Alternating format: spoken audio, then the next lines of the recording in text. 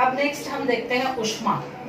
ऊष्मा क्या होता है, इसके लिए मैं दो क्रियाकलाप करती हूँ। जैसे अगर मैं अपने हाथ को आप लोग रब करते हैं, खूब अच्छे से रब करेंगे तो आपको बहुत गर्माहट महसूस होती है। तो ये क्यों हो रही है?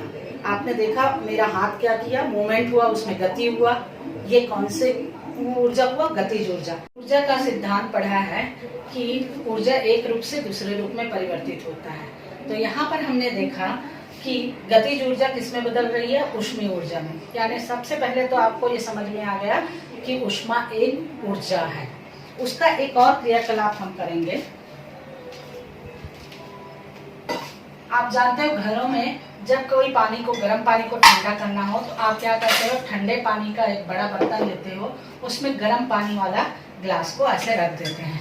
थोड़ी देर बाद आपका जो गर्म पानी है वो ठंडा हो जाता है, लेकिन जो बाहर का जो ठंडा पानी है वो थोड़ा गर्म हो जाता है। और ये तब तक होता है जब तक कि दोनों का तापमान बराबर ना हो जाए। जो अंदर वाला ग्लास है उसका तापमान और बाहर के बर्तन का तापमान बराबर ना। पानी वाला ग्लास और ये बर्तन जिसमें ठंडा था, यहाँ पर बाद में क्या हुआ? इसका जो ऊष्मा है इसने दिया ठंडे पानी को, तो यहाँ पर इसकी तापमान में वृद्धि हो गई। लेकिन ये जो है ग्लास ऊष्मा को दे रहा था, तो इसलिए इसके तापमान में कमी हो गई। यही जब कोई वस्तु ऊष्मा देता है, उसको ऊष्मा दिया जाएगा तो वहाँ तापमान बढ़ेगा, और जब किसी वस्तु को से ऊष्मा लिया जाएगा तो उसका तापमान घट जाता है। और ये कारण है, इसका कारण है कैलोरिक। एक कैलोरिक होता है अदृश्य पदार्थ। ये अदृश्य पदार्थ उच्च ऊर्जा वाले, जिसका तापमान ज्यादा होगा, उस निम्न तापमान वाले पदार्थ की वो जाती। अब देखते हैं ऊष्मा के मात्रक। ऊष्मा का मात्रक सीजीएस पद्धति में, यानी सेंटीमीटर ग्राम सेकंड। ऊष्मा का मात्रक होता है कैलोरी। अब एक कैलोरी जो ऊष्मा है अगर किसी वस्तु में, तो उसको हम कैसे परिभाषित कर सकते हैं? एक कैलोरी ऊष्मा एक एकांक मात्रा किसी वस्तु का एकांक ताप बढ़ाने के लिए जितनी ऊष्मा हमको लगेगी,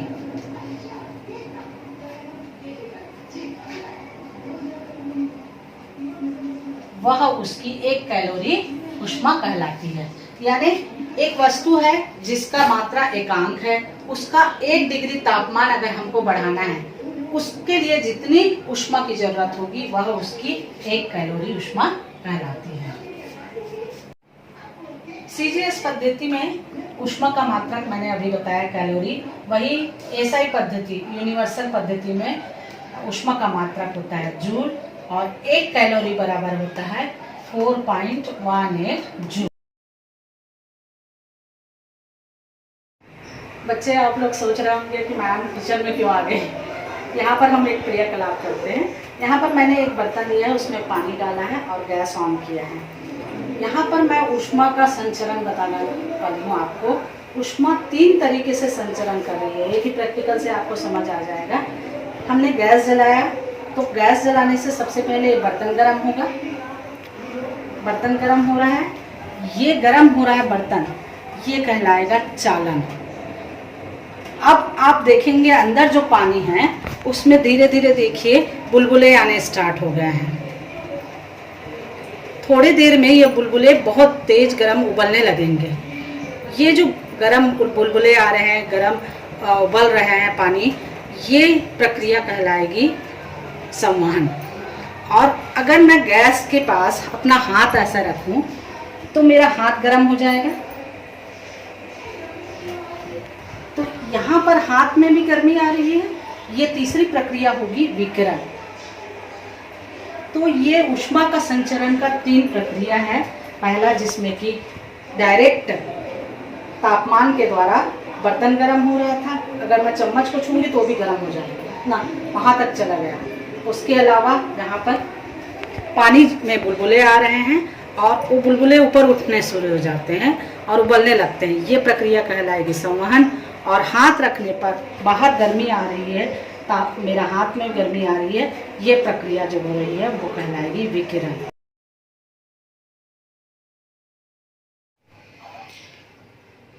चालन में ऊष्मा पदार्थ के एक स्थान से दूसरे स्थान पर पदार्थ के कणों के द्वारा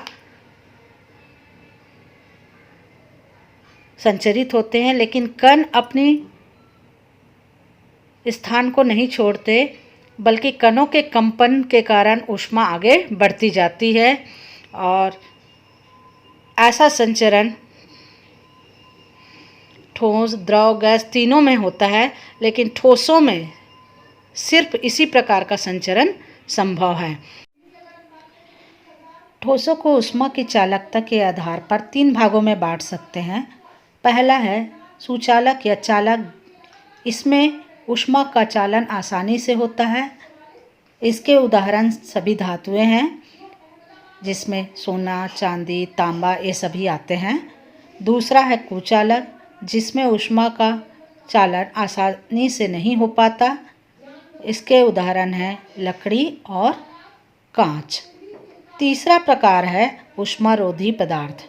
इनमें ऊष्मा का चालन नहीं होता है, इनकी चालकता शून्य होती है। इसके उदाहरण हैं एस्बेस्टस और एबोनाइट। दैनिक जीवन में चालन प्रक्रिया हम घरों में खाना बनाते वक्त देखते हैं।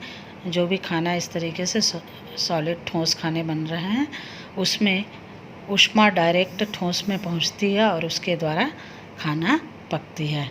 तो ये सारी प्रक्रिया चालन के द्वारा। चालन प्रक्रिया में ऊष्मा का स्थानांतरण, जैसे कि यहाँ पर गैस में हम रखे हैं तो ये गर्म हो रहा है, इस तरीके से अणु वहाँ पर स्थानांतरित करती है अपनी ऊर्जा। वैसे ही प्रेस करने पर, कपड़े जब प्रेस करते हैं तो स्थानांतरित। एक और प्रयोग करते हैं जिसमें हम एक लोहे की पट्टी लेकर उसमें आलपीनों को मोमबत्ती से चिपका देंगे और इस पट्टी के सिरे को मोमबत्ती से गर्म करना शुरू करेंगे। हम देखेंगे कि मोमबत्ती की ताप से पट्टी का सिरा गर्म होगा और इसकी ऊष्मा धीरे धीरे आगे बढ़ेगी। पहला आलपिन गिरेगा उससे, फिर ऊष्मा आगे बढ़ेगी, जिसके कारण से दूसरा आलपिन भी पिघल के वहाँ से गिरेगा। इसी प्रकार हम देख रहे हैं कि ऊष्मा स्थानांतरित हो रही है उच्च ऊष्मा से निम्न ऊष्मा की ओर। तो इस तरीके से तीसरा आलपिन भी गिर गया, चौथा भी गिरा और पांचवें भी गिर गया। वहीं संवहन की प्रक्रिया में हम देखते हैं कि ऊष्मा का स्थानांतरण अणुओं के व परमाणुओं के माध्यम द्वारा स्थानांतरित होते हैं। नीचे तली के अणु जल्दी गर्म हो जाते हैं और ऊपर स्थानांतरित होते जाते हैं और इस तरीके से यह तब तक होती रहती है जब तक पूरे अणु गर्म ना हो जाए, बराबर ना हो जाए। फायर बलून में उसी प्रकार हम देखते हैं कि आग लगाने से हवा के अणु गर्म होते हैं और ऊपर इस तरीके से उड़ने लगती है। वहीं संवहन प्रक्रिया में जो नीचे तली का जो द्रव है के अणु वो पहले गर्म होंगे और धीरे धीरे गर्म होकर वो ऊपर की ओर अपनी ऊष्मा को स्थानांतरित करते जाते हैं।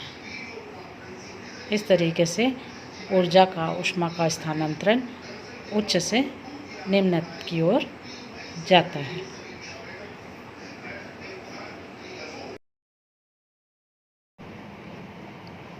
संवहन प्रक्रिया इस तरीके से लाइट बल्ब रहते हैं जो कि कलरफुल बल्ब उनमें हमको देखने को मिलता है।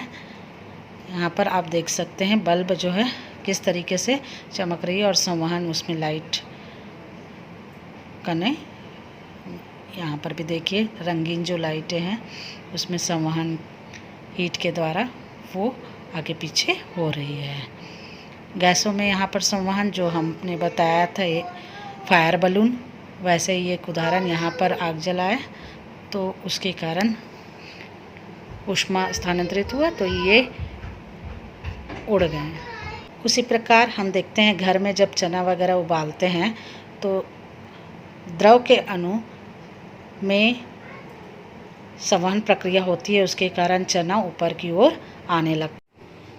आइए हम एक प्रयोग करते हैं। एक प्लास्टिक का डिब्बा लेंगे, उसमें चाकू को गर्म करके उसमें छेद करेंगे। एक छेद हम बड़ा करेंगे और दूसरा छोटा कोई नाइफ वगैरह लेकर फिर से गर्म करके छोटा सा छेद करेंगे। देखिए, एक छेद बड़ा है और एक छेद छोटा। अब इसमें एक स्ट्रॉ डालेंगे और ये जो स्ट्रॉ है नीचे पूरा नहीं डालना है, इसको थोड़ा सा गैप देना है, ऊपर रखना है, तल से नहीं चिपकाना है। स्ट्रॉ को काट देंगे।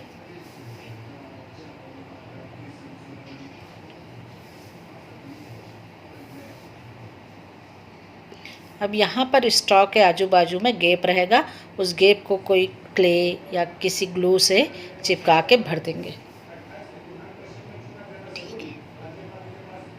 अब इस डिब्बे में गरम कलर्ड पानी, रंगीन पानी को डालेंगे। गरम रहना चाहिए पानी। उसके बाद फिर से ढक्कन लगा देंगे, वही स्ट्रॉ वाला ढक्कन। एक दूसरा डिब्बा लेंगे, उस डिब्बे में ठंडा पानी रहेगा। इसका तली अगर समतल ना हो तो हम उसमें पहले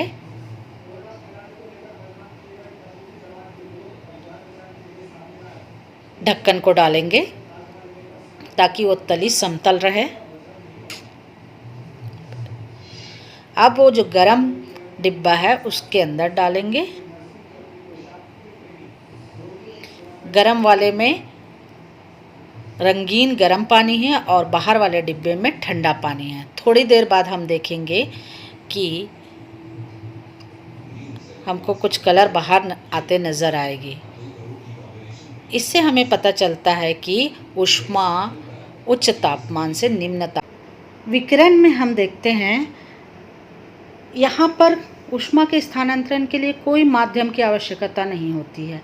जैसे हम देखते हैं कि सूर्य की गर्मी के कारण पृथ्वी का तापमान बढ़ते जाता है, जबकि वायुमंडल के ऊपर निर्वात रहता है, लेकिन सूर्य की किरणें पृथ्वी को गर्म करती जाती है। वैसे ही जब कोई आग वगैरह जलाते हैं तो दूर खड़े व्यक्ति को भी गर्माहट महसूस होती है। ये सभी विकिरण की प्रक्रिया है। अर्थात हम कह सकते हैं कि चालन प्रक्रिया के लिए ठोस, द्रव, गैस माध्यम तीनों में हो सकता है, परंतु ठोस में सिर्फ चालन होगा। वहीं संवहन द्रव और गैस दोनों माध्यम में हो सकता है। विकिरण के लिए कोई माध्यम की आवश्यकता नहीं होती है, ये निर्वात में होता है।